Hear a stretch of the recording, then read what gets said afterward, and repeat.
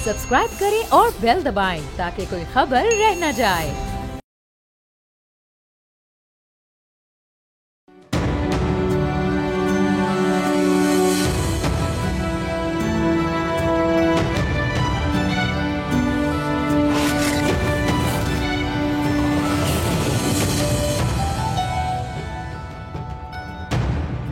पूरी दुनिया की नजरें अमेरिका के इलेक्शन पर हैं कि इस बार भी व्हाइट हाउस की चाबी डेमोक्रेट के पास आती है या फिर ट्रंप आला तरीन कुर्सी पर विराजमान होते हैं। ये एक ऐसा इंतखाब है जिसका शायद किसी ने ख्वाब में भी तसव्वुर ना किया हो। 2020 इलेक्शन में शिकस्त के बाद डोनाल्ड ट्रंप अपने प्राइवेट क्लब मारा-लागो में शदीद गुस्से की हालत में थे तो न्यूयॉर्क टाइम्स ने हेडलाइन लगाई, डोनाल्ड ट्रंप। दूसरी तरफ कमाला हैरिस हैं जो बाइडन की नायब के तौर पर काम कर रही थी। यहाँ तक कि कुछ लोगों का ख्याल था कि शायद बाइडन उन्हें दूसरी मुद्दत के लिए नायब सदर के तौर पर अपने साथ ना रखें। मगर आज अमेरिका में अवाम एक फैसला कुन लम्हे में है कि वो ट्रंप या हैरिस में से किसे अपना सदर चुनेंगे। ये एक ऐसा लम्हा है जो अमेरिकी तारीख में शायद पहले कभी नहीं आया। तारीख रकम होने जा रही है। अमेरिका ने आज तक कभी किसी ऐसे सदर को मुंतखब नहीं किया जिस पर जुर्म साबित हुआ हो। ट्रंप ने ना सिर्फ एक बल्कि 2 कातलाना हमलों में महफूज रहे हैं और कमला हैरिस जो पहली खातून सदर बन सकती हैं, मुमकिन तौर पर तारीख में हमेशा के लिए अपना नाम भी दर्ज करवा सकती हैं। अमेरिकन प्रेसिडेंशियल इलेक्शन किस तरह होता है, किस तरह अमेरिकन प्रेसिडेंट को इलेक्ट किया जाता है, ये सारा प्रोसेस क्या होता है, इसकी कहानी आप जानें इस रिपोर्ट में। दोनों उम्मीदवारों की इंतखाबी मुहिम और जीत के इम्कानात पर बात करने के लिए हमारे साथ वाशिंगटन डीसी से सीनियर जर्नलिस्ट एनालिस्ट हैं अनवर इकबाल साहब। अनवर साहब, thank you so much for joining us. मुझे ये बताइएगा कि ये जो पोलिंग होने जा रही है, इसमें आपको फोटो फिनिश क्या लगता है, क्या होने जा रहा है? What is your assessment? देखिए, यानी समझ लें यूं कि वोटिंग शुरू हो गई है और अभी तक कोई ये कहने को तैयार नहीं है कि ट्रंप ही जीत जाएंगे या कमाला हैरिस ही जीत जाएंगी। इससे अंदाज़ा लगा कि कितना क्लोज है ये मुकाबला। यानी पूरे 10 दिन से ये होता रहा कि एक दिन सुबह ये लगता था कि अब ट्रंप को क्लियर एज हासिल हो गया है, फिर दोपहर को वो एज हो जाती थी कमाला हैरिस की, फिर शाम तो फिर ट्रंप हो जाते थे। फिर ऐसा हुआ कि ट्रंप 2-4 दिन मुसलसल छाए रहे, लेकिन उसके बाद फिर कमाला हैरिस ने आयोवा के पोल ने बताया कि आयोवा में जिनको समझाया जाता था कि सॉलिड ट्रंप स्टेट है, वहाँ उनसे आगे आ गई। तो फिर दूसरे स्टेट से भी खबरें आने लगी और फिर उनकी गुड्डी ऊपर चढ़ गई। तो मैं समझता हूँ कि ये जो ओपिनियन सर्वेज हैं, ये पोल्स हैं, वो इतना मैटर नहीं कर रहे हैं, इसलिए कि वो सब सारे अमरीकी अवाम की तरह वो भी कंफ्यूज हैं। लोगों से वो मशवरा करते हैं, उनसे फ़ोन पे कंटेक्ट करते हैं ज़्यादातर, और वो जो कुछ भी गुफ्तगू होती है मैं नहीं समझता कि वो 100% एक्यूरेट है। इस वजह जो सूरत हाल है वो ऐसी जिसमें ये कहना बहुत मुश्किल है कि कौन जीतेगा कौन हारेगा। अच्छा, ट्रंप अगर जीते हैं फॉर इंस्टेंस, तो उनका वो डिसाइसिव फैक्टर क्या होगा? कौन सा क्या एलिमेंट होगा, क्या फैक्टर होगा जो इम्पोर्टेंट रोल प्ले कर सकता है ट्रंप की विन में? इमिग्रेशन और इकॉनमी। इमिग्रेशन के बारे में वो, हालांकि दोनों जो समझदार लोग हैं, जो पढ़े लिखे लोग हैं, वो समझते हैं कि जो दोनों वादे जो कर रहे हैं सदर ट्रंप उसको पूरा नहीं कर सकेंगे, लेकिन अवाम को नारा चाहिए होता है वोट डालने के लिए।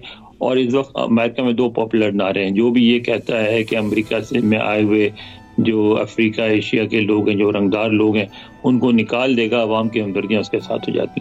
और ट्रंप कह रहे हैं कि हम ना सिर्फ निकालेंगे बल्कि इतनी बड़ी तादाद में निकालेंगे जो कि अमेरिका की तारीख में कभी नहीं हुआ था। वो ये भी कह रहे हैं कि एक 19वीं सदी का कानून इस्तेमाल करके वो फौज इस्तेमाल करेंगे इनकी डिपोर्टेशन के लिए। तो वो भी पॉपुलर है। जब इन पे अमल करने पे आएंगे तो बड़ा मुश्किल होगा, कोर्ट से स्टे मिल जाएगा, अमेरिका में मुजाहरे होंगे, दुनिया में मुजाहरे होंगे, इनको अमल करना इतना आसान नहीं होगा, लेकिन ये एक पॉपुलर नारा है। दूसरा इकॉनमी में एक अमेरिकियों को आम शिकायत ये है कि एक तो ये कि इमिग्रेंट्स आके नौकरी ले लेते हैं और हमारी और हम नहीं कर सकते, वो भी गलत है। अब मसला ये है कि हकीकत ये है कि वो नौकरियां जो करते हैं इमिग्रेंट्स, वो अमेरिकी नहीं करना पसंद करते।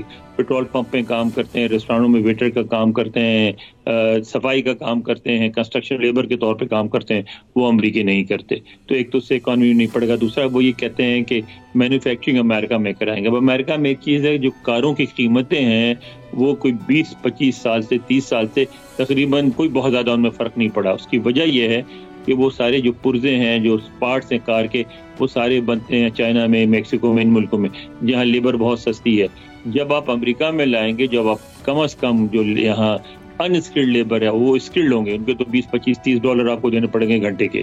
तो जब आप 25-30 डॉलर घंटे के देंगे तो वही पुर्जे और मिला के जब कार बनेगी तो जो कार आज 30,000 डॉलर की मिलती है वो 50,000 की पड़ेगी। कौन खरीदेगा उन कारों को? तो इसलिए इनके वादे जो हैं उन पे अमल होना मुश्किल है, लेकिन अट्रैक्टिव बहुत हैं, तो उनको इकॉनमी और इमिग्रेशन की वजह से वोट पड़ेगा।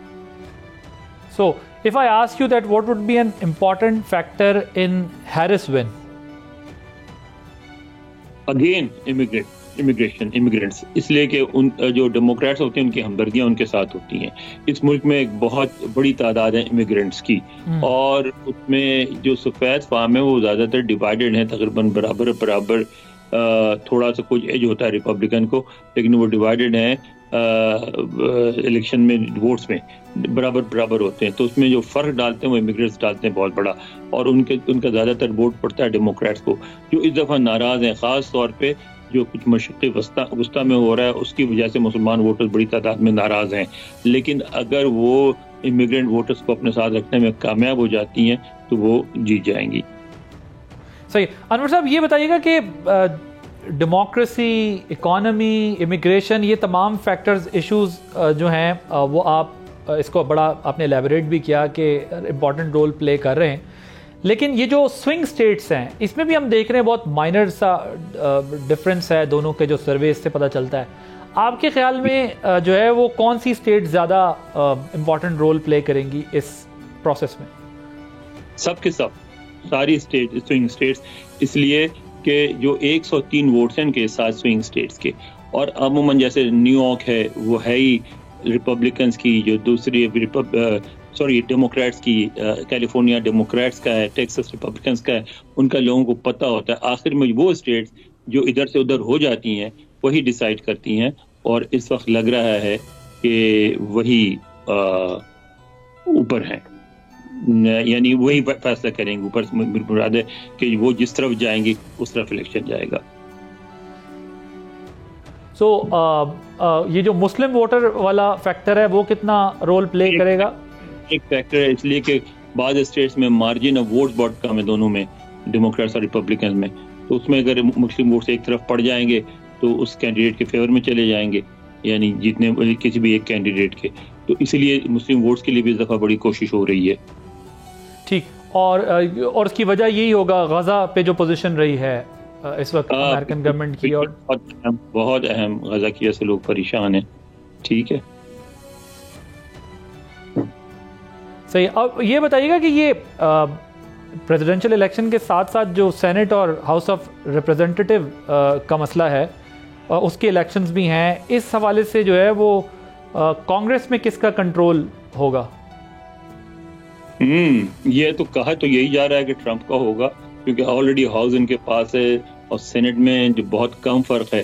तो अगर 2-4 सीटें भी उन्होंने सीट में अगर सेनेट में जीत ली तो फिर दोनों चले जाएंगे उनके पास। ओके। एक तासुर ये भी है कि ये कहा जा रहा है कि ये बड़ा सख्त इलेक्शन है अमेरिका की हिस्ट्री का, और माजी में भी ज़ाहिर है हमने देखा कि जो ट्रंप है उनका स्टाइल जो है बड़ा डिफरेंट है, पॉपुलिस्ट जिस तरह होते हैं उस तरीके का उनका स्टाइल है सारा। सो क्या कोई वायलेंस भी हो सकता है अगर इलेक्शन उनके फेवर में नहीं जाता? ट्रंप ये कहते हैं कि वो इलेक्शन के रिजल्ट्स को नहीं मानेंगे, और अगर वो हारे तो वो सड़कों पे आ सकते हैं, हंगामे हो सकते हैं। बिल्कुल, क्योंकि ट्रंप जो है ना उन्होंने ऑलरेडी कहना शुरू किया है कि वो इलेक्शन जीत चुके हैं। अगर वो हारे तो वो धांधली होगी और वो धांधली को नहीं मानेंगे। तो बिल्कुल ये हो सकता है कि थर्ड वर्ल्ड के अंदाज की पॉलिटिक्स शुरू हो जाए यहाँ, और इसलिए कहा जाता है कि एस्टैब्लिशमेंट जो है ट्रंप को पसंद नहीं करती, क्योंकि वो थर्ड वर्ल्ड के अंदाज की पॉलिटिक्स करते हैं। Right, thank you so much Anwar, एक सीनियर जर्नलिस्ट एनालिस्ट हमारे साथ वाशिंगटन डीसी से मौजूद थे। इसके बाद हम बात करेंगे, ब्रेक के बाद हमारे साथ मौजूद होंगे former foreign secretary Aijaz Chaudhry साहब, जिनसे हम बात करेंगे कि दोनों पार्टीज़ की पॉलिसीज़ क्या हैं और उसका रीजन पे क्या इम्पैक्ट होगा, स्पेशली पाकिस्तान के कॉन्टेक्स्ट में, आफ्टर दिस ब्रेक।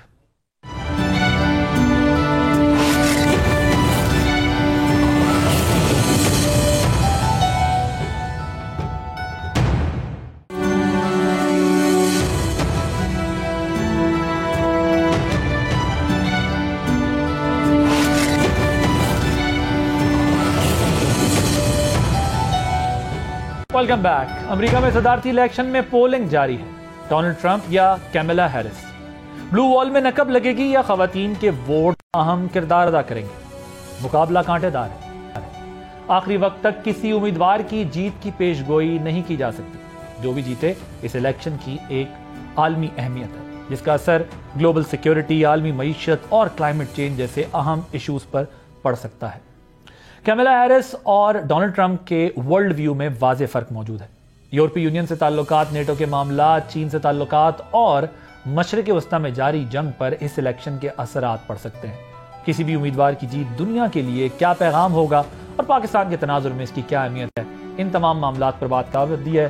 साबिक सेक्रेटरी खारजा एजाज चौधरी साहब हमारे साथ मौजूद हैं। Thank you so much for joining us. मुझे ये बताइएगा कि अमेरिका में जो इलेक्शन होने जा रहे हैं, उसके बाद आपको क्या अमेरिका के नेटो के साथ ताल्लुकात मजीद बेहतर, मजबूत होते दिखाई दे रहे हैं, या फिर जो ट्रंप की वापसी है वो नेटो के किरदार को लिमिटेड कर देगी? माजी में यही देखा गया है कि डोनाल्ड ट्रंप ने ये कहा कि नेटो के मुमालिक सारा बोझ अमेरिका पे डाल रहे हैं और उनको अपनी जीडीपी का 4% देना होगा, और उसके जवाब में कुछ मुल्कों ने भी बढ़ाया भी, लेकिन अभी भी मेरा नहीं ख्याल कि सब 4% पे पहुंचे हैं। तो वो दबाव तो डोनाल्ड ट्रंप डालते रहेंगे, लेकिन क्या वो नेटो छोड़ देंगे? मेरा नहीं ख्याल। वो नेटो नहीं छोड़ेंगे। ये अमेरिका के लिए एक बहुत बड़ा लीवर है जिसको वो इस्तेमाल करते रहेंगे। लेकिन ये याद रखिए कि डोनाल्ड ट्रंप की ज्यादा जो उनका वोटर है वो ये कहता है कि आप दाखिली महाज पर ज्यादा फोकस करें। हमें इंटरनेशनलिज्म ने, ग्लोबलाइजेशन ने बेतहाशा नुकसान पहुंचाया है, हमारी जॉब्स निकल गई हैं, इसीलिए वो मुल्क के अंदर अमेरिका फर्स्ट स्ट्रेटजी को अपनाए हुए हैं और मेरे ख्याल में वो ये जारी रखेंगे। लेकिन नेटो के साथ ताउन तो रहेगा। और आपने दूसरा जो इसका पहलू है वो है यूक्रेन वॉर के हवाले से, वो भी मेरे ख्याल में डोनाल्ड ट्रंप शायद जारी नहीं रखना चाहेंगे। वो चाहेंगे कि ये वॉर खत्म हो, और वो तो कहते हैं कि 24 घंटे में खत्म कर देंगे। 24 घंटे में तो कुछ नहीं होता, लेकिन ये जरूर है कि अगर यूक्रेन की मदद रुक गई या कम हो गई तो वो ज्यादा देर सह नहीं सकेगा और ये कोई समझौता हो जाएगा, जंग रुक जाएगी। सर, अब जरा चाइना के कॉन्टेक्स्ट पे मुझे बताइएगा कि अगर जो चीन के साथ मामलात है, जो इकोनॉमिक वॉर कह लें आप, या जो पॉलिटिकल एक फ्रंट पे चल रहा होता है मामला, जो जोग्राफियाई सियासी मसाइल हैं, उसको आप कैसे देखते हैं? वो किस तरफ जाते दिखाई दे रहे हैं आपको? देखिए, दोनों बड़ी पार्टियां जो अमेरिका की हैं, डेमोक्रेट्स और रिपब्लिकन, उनमें एक इत्तेफाक राय है कि इस वक्त चीन उनका सबसे बड़ा स्ट्रेटेजिक कंपेटिटर है, और इसको हवाले देखते हुए वो चीन के साथ चाहेंगे कि चीन को कमजोर करें ताकि चीन अमेरिका की जो इजारादारी है पूरी दुनिया में उसको चैलेंज ना कर सके। उसके लिए उन्होंने कई इकदाम उठाए हैं। डोनाल्ड ट्रंप तो ये कहते हैं कि मैं अक्रॉस द बोर्ड एक्शन लूंगा, विच मीन्स के सिर्फ मिलिट्री एक्शन नहीं होंगे बल्कि इकोनॉमिक एक्शन भी होंगे, जिसका मतलब ये है कि चीन से आने वाली सारी इंपोर्ट्स जो हैं उनको बतदरीज रोका जाएगा, और जो अमेरिका से जो चीन को टेक्नोलॉजी जाती है उसको भी रोका जाएगा। उसके अलावा इंडो पैसिफिक स्ट्रेटजी और कोऑर्डिनेटेड कोऑर्डिनेशन डायलॉग और इस किस्म की चीजें भी जारी रहेंगी। और आपने देखा होगा कि इसी की वजह से इसका असर जनूबी एशिया में भी है, जहां हिंदुस्तान जो है वो अब उनका मेन पार्टनर है, जो वो चीन के खिलाफ तैयार कर रहे हैं, उसको खड़ा कर रहे हैं। अगर चाहे हिंदुस्तान जो है वो मुकम्मल तौर पर अमेरिका का पिट्ठू नहीं बनने को तैयार और स्ट्रेटेजिक ऑटोनॉमी की बात करते हैं, लेकिन वहां दोनों पार्टीज जो है वो कोशिश कर रही है कि चीन का मजीद उसको उभरने से रोका जाए। तो चौधरी साहब, ये जो आपने आपकी नज़र से अगर गुजरा हो सेक्रेटरी ब्लिंकन का जो आर्टिकल है जिसमें उन्होंने भी चीन को एक कंपैटिटर के तौर पर अपने कंसीडर किया है, तो डेमोक्रेट्स के यहाँ भी यही सोच है कि वो रियल चैलेंज जो है वो चाइना को ही समझ रहे हैं। What is your take on? बिल्कुल सही है, यही है। सिर्फ एक नुआंस फर्क ये है कि जो डेमोक्रेट्स हैं वो समझते हैं कि अगर हम अपने एलाइज को मजबूत करें और उन जो अलायंसेस बने हुए हैं उनको मजबूत करें तो उसका घेरा तंग करने में ज्यादा आसानी होगी। डोनाल्ड ट्रंप जो है वो रिपब्लिकन्स जो है वो ट्रेडिशनलिस्ट फॉरेन पॉलिसी के हक में नहीं है। वो क्या है ट्रेडिशनलिस्ट फॉरेन पॉलिसी? वो डेमोक्रेट्स फॉलो करते हैं कि एक मजबूत और ताकतवर अमेरिका पूरी दुनिया के अमन की जमानत रखता है। इस वजह से अमेरिका के जो दिलचस्पी है बाकी दुनिया में वो बढ़ानी चाहिए, एलाइज को मजबूत करना चाहिए, रीजनल अलायंसेस करना चाहिए। ये डोनाल्ड ट्रंप साहब नहीं मानते। बाकी वो इत्तेफाक करते हैं कि चीन एक स्ट्रेटेजिक कंपेटिटर है, लेकिन वो समझते हैं कि हम खुद यहाँ अमेरिका में बैठे हुए बहुत सारे खिलाफ एक्शन ले सकते हैं। इसका ये मतलब हरगिज नहीं है कि वो डोनाल्ड ट्रंप हट जाएंगे उन अलायंसेस से। ये याद रखिए कि एक अजीब मंजर चल रहा है कि डोनाल्ड ट्रंप जो आइसोलेशनिस्ट हैं वो थोड़े थोड़े इंटरनेशनलिस्ट भी हैं, और जो कमाला हैरिस इंटरनेशनलिस्ट है वो थोड़ी थोड़ी आइसोलेशनिस्ट भी हैं। तो ये एक वोटर्स को दोनों तरफ से वो खींचातानी कर रहे हैं, पर बुनियादी फर्क यही है कि वो दोनों चीन के साथ चाहते तो हैं कि चीन का यानी उसका रोका जाए उनको उसका उभरना, लेकिन स्ट्रेटजी में हल्का हल्का फर्क है दोनों के। ठीक है, वो उनका मेथड दोनों का जो है वो डिफरेंट है, लेकिन जो ग्रेट प्लान है अमेरिका का अगेंस्ट चाइना वो सेम है। ओके, तो सर ये बताइएगा कि ये अगर डोनाल्ड ट्रंप जो है वो इलेक्ट होते हैं तो उस सारे प्रोसेस के अंदर फिर आप क्या देखते हैं? जो ट्रेड का वॉल्यूम या ये जो हम पोजीशंस देखते हैं वो क्या रह जाएगी, टैरिफ वगैरह? देखिए, वो तो कोई शक ही नहीं है कि दोनों तरफ से दोनों पार्टीज चीन के ऊपर उनकी जो इंपोर्ट्स हैं उस पर टैरिफ लगाना चाहती हैं, रोकना चाहती है। आजकल सबसे ज्यादा जो अमेरिका में बहस जारी है वो चीन की बनाई हुई इलेक्ट्रिक व्हीकल्स हैं, वो उन कारों को रोकना चाहते हैं। और इसी वजह से आपने देखा कि बाकी सारी दुनिया में जो चीन पैदा कर रहा था वो एक भरमार हो गई। पाकिस्तान में भी हमें चीन की बनी हुई इलेक्ट्रिक कार्स अब एकदम से बहुत ज्यादा नजर आएंगी। वो अमेरिका की मंडी उनके लिए बंद हो रही है। इसी तरह जो टेक्नोलॉजी जाती थी चीन को अमेरिका से, उसका भी सद्देबाब किया जा रहा है। गोया इक्तिसादी मैदान में ये जंग ज्यादा लड़ी जा रही है चीन के साथ जो मुसाबका है, और मिलिट्री मैदान में कम है, इक्तिसादी मैदान में ये ज्यादा इस वक्त जारी है। मेरा ख्याल है वो इसी तरह जारी रहेगी, दोनों कैंडिडेट्स करेंगे ये। इसमें ऑब्वियसली बहुत सारे और भी फैक्टर्स होंगे। इलॉन मस्क जो डोनाल्ड ट्रंप को सपोर्ट कर रहे हैं, लेकिन एक फैक्टर अपेरेंटली हमें ये लगता है क्योंकि वो जितने बड़े बिजनेस जाइंट बन चुके हैं, और चाइना जिस तरह इलेक्ट्रिक व्हीकल्स में आ रहा है एक तरह के, तो वो उनके कंपैटिटर भी हैं अपनी कंपनी टेस्ला की सूरत में। तो ये, और जाहिर है कि ये भी दुनिया के लिए चैलेंज भी है क्योंकि एक तरफ आपने एनवायरनमेंट क्लाइमेट को भी देखना है, तो जो इलेक्ट्रिक व्हीकल्स हैं वो उस एनवायरनमेंट को भी प्रोटेक्ट करती हैं, और ऑटोमोबाइल इंडस्ट्री के लिए भी एक चैलेंज बनी हुई है ये सारी चीज़ें। तो आपको क्या लगता है कि ये जो कॉन्फ्लिक्ट ऑफ इंटरेस्ट भी है अगर ट्रंप को सपोर्ट करने वाले जो बिजनेस कम्युनिटी है उसका, इसलिए भी ऐसा टैरिफ पर इम्पैक्ट आएगा? ये देखिए, ये तो पहले तो डोनाल्ड ट्रंप और उनके सपोर्टर्स क्लाइमेट चेंज के ऊपर ज्यादा अहमियत नहीं देते, और ये डेमोक्रेट्स का है सिलसिला जिसको वो इतना ज्यादा नहीं समझते।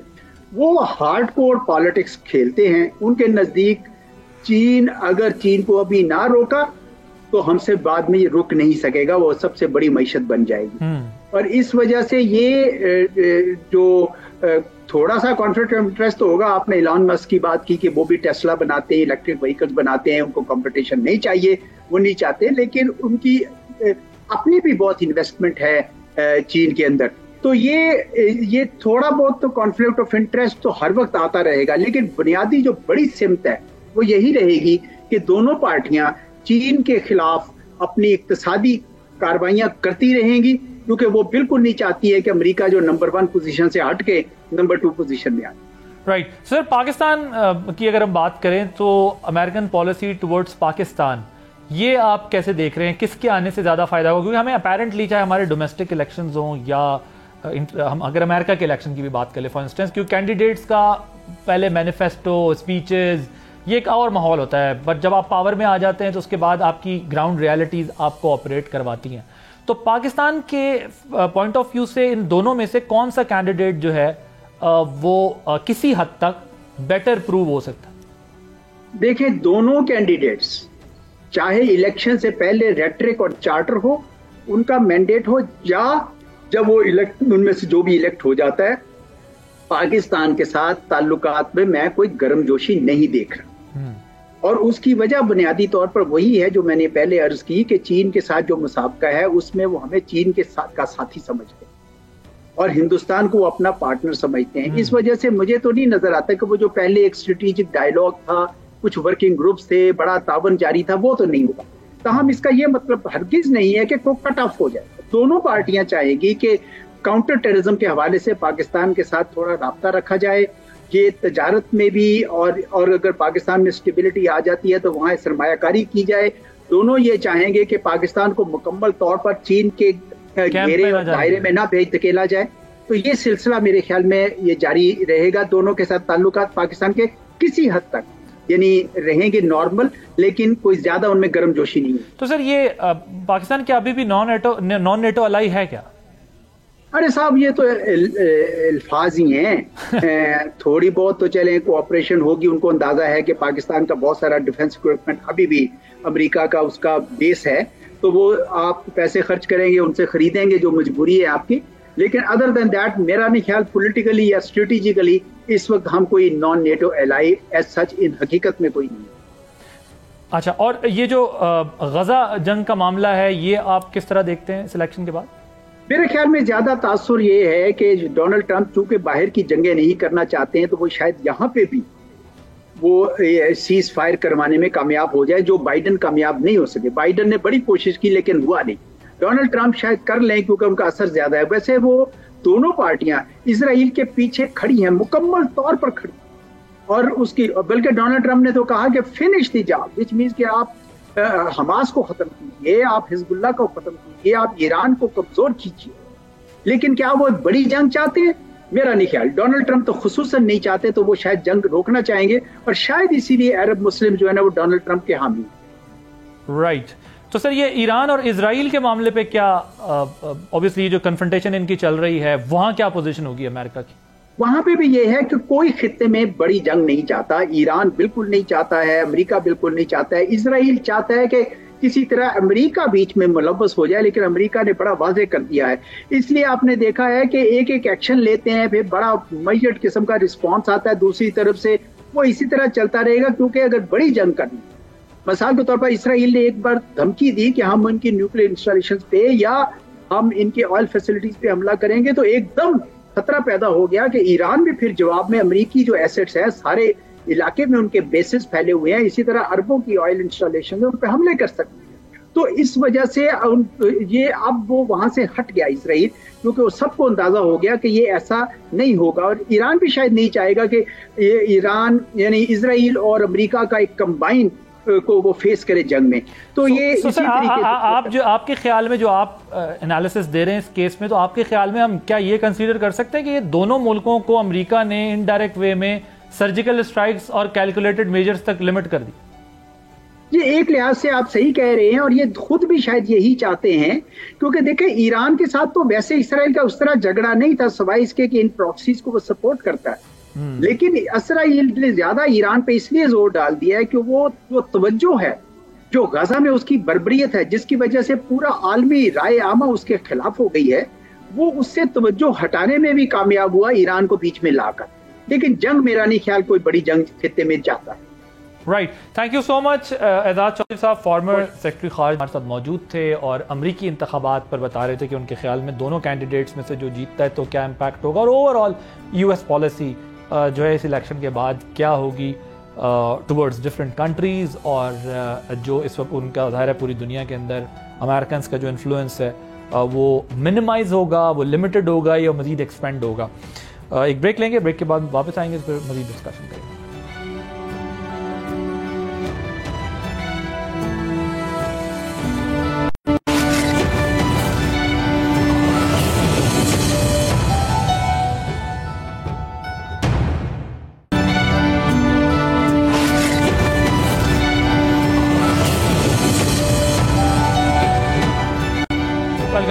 जजेस की तादाद बढ़ाने और सर्विसेज चीफ्स की मुद्दत 3 से 5 साल करने पर बिल पेश किया गया गुज़िश्ता रोज़ कौमी असम्बली और सेनेट में, और वो एक्ट जो है वो बन रहा है। इसकी ज़रूरत क्यों पेश आई, इससे क्या फ़र्क पड़ेगा, इस पर बात करने के लिए हमारे साथ मौजूद हैं ब्रिगेडियर रिटायर्ड हारिस नवाज साहब, डिफेंस एनालिस्ट हैं। Sir, thank you so much for joining us. मुझे ये बताइएगा कि ये जो सर्विसेज चीफ्स की जो मुद्दत है वो 5 साल की गई है, इससे इंस्टीट्यूशन और सिविल मिलिट्री रिलेशनशिप, इस पर क्या फर्क पड़ेगा?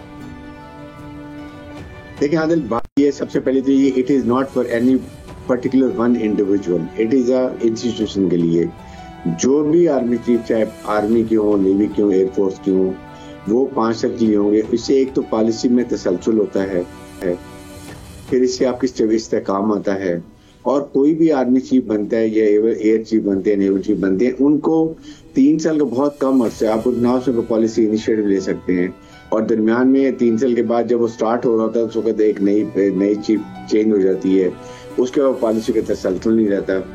इसलिए सोच समझ के किया, और ये बहुत खुशाइन बात है। जो आर्मी चीफ आएंगे 5 साल के लिए होंगे, ही वुड नो कि what all he can have initiative, what all long policy matters कर सकते हैं। आपने ट्रेनिंग है, ऑपरेशन रेडीनेस है, आपके मुल्क में टेररिज्म की पॉलिसी चल रही है, you are thoroughly involve in it and suddenly your tenure is वो खत्म हो रहा है, फिर आप बात होती है एक्सटेंशन की हो जाती है। तो इससे बेहतर है जो आर्मी चीफ बने, उनको पता होगा मैं 5 साल के लिए हूँ and I can really deliver जो पॉलिसी में जिसकी भी होती है। इस कॉन्टेस्ट में देखा तो ये बहुत ही खुशाइन बात है, और ये होनी बहुत अरसे से ये बात ही आपने देखा कि हर तकरीबन आपने देखा कि एक्सटेंशन हो जाती है, तो वाई नॉट कि आप एक पॉलिसी बना लें और उसको लेके चलें। इस लिहाज से देखा जाए तो ये मेरे ख्याल में बहुत खुशाइन बात है, और ये आइंदा के लिए भी है। और इट इज नॉट कि वन पर्टिकुलर शख्सियत के लिए, it is long term policy. आप ऑपरेशन रेडीनेस कर रहे हैं, आप इसको एक तो कॉन्टेक्ट इसका आपने हमें बताया, लेकिन इससे आप समझते हैं कि फिर स्टेबिलिटी भी आएगी, क्योंकि जब एक्सटेंशन का टाइम करीब आ रहा होता है तो बहुत सारी फिर बातें शुरू हो जाती हैं, और एक्सटेंशंस भी पास्ट में होती रही हैं। तो आप समझते हैं कि इससे जो है वो एक स्टेबिलिटी भी आ जाएगी, कंटिन्यूटी के साथ स्टेबिलिटी भी होगी? बहुत फर्क पड़ेगा। और आप देखेंगे 1 साल के लिए जब 3 साल के लिए आते हैं, लास्ट ईयर में आपको पता है कि दिन 9 जी अब चीफ जा रहे हैं, नए चीफ की तैयारी है, वो फिर अपने उसकी वजह से बड़ा फर्क पड़ता है। तो 5 साल is a tenure where army chief can really एक नया इनिशिएटिव ले सकते हैं, नई पॉलिसी बना सकते हैं, और उस पॉलिसी को पाए तकमील तक पहुंचा सकते हैं। इम्पोर्टेंट ये बात है कि आपने एक पॉलिसी बनाई और उसको इंश्योर किया कि वो पाए तकमील तक पहुंचे। होता ये कि वरना एक पॉलिसी बनाई 3 साल के अंदर जब वो स्टार्ट होने लगी थी, आर्मी चीफ चेंज हो गए, नए आते हैं, उससे तसल्सल टूट जाता है। इस कॉन्टेस्ट में मेरे ख्याल में ये बड़ी ही अच्छी बात है, खुशाइन बात है, और मेरे ख्याल में हर एक को इसको सपोर्ट करना चाहिए, बल्कि सपोर्ट है। मेजोरिटी ऑफ अगर असेंबली ने पास किया तो दिस मीन के इसमें अवाम के नुमाइंदे जिन्होंने सिलेक्ट किया है, इस कॉन्टेस्ट में दी है, और आई थिंक ये आइंदा के दौर से इसके नताइज होंगे, बहुत इसका फायदा होगा। और जो आर्मी चीफ भी आएंगे कम अज कम 5 साल के लिए वो अपनी पॉलिसी बनाएंगे, उसको इम्प्लीमेंट करेंगे, उसको पाए तकमील तक पहुंचाएगी। And when you look back while going, if you देखें मैंने ये काम स्टार्ट किया था, इसको मैंने खत्म कर दिया, and I am very satisfied कि मैं एक कंप्लीट काम करके जा रहा हूँ। Right, thank you so much. Brigadier retired Haris Nawaz साहब, डिफेंस एनालिस्ट, हमारे साथ मौजूद थे, और वो कह रहे हैं कंटिन्यूटी और स्टेबिलिटी लेकर आएगी, और जो शुरू किए जाते हैं प्रोजेक्ट्स वो 3 साल में मुकम्मल नहीं होते, तारीख़ हमें यही बताती है। फिर एक्सटेंशंस होती रही हैं, और एक्सटेंशंस भी 6-6 साल का टाइम बन जाता है। तो उन्होंने कहा कि बेहतर है कि इस पे टेन्योर बढ़ा के इस टाइम फ्रेम के अंदर प्रोजेक्ट्स को कंप्लीट किया जा सके या पॉलिसीज़ को इम्प्लीमेंट कराया जा सके। आदिल अब्बासी को इजाज़त दीजिए, अल्लाह हाफ़िज़।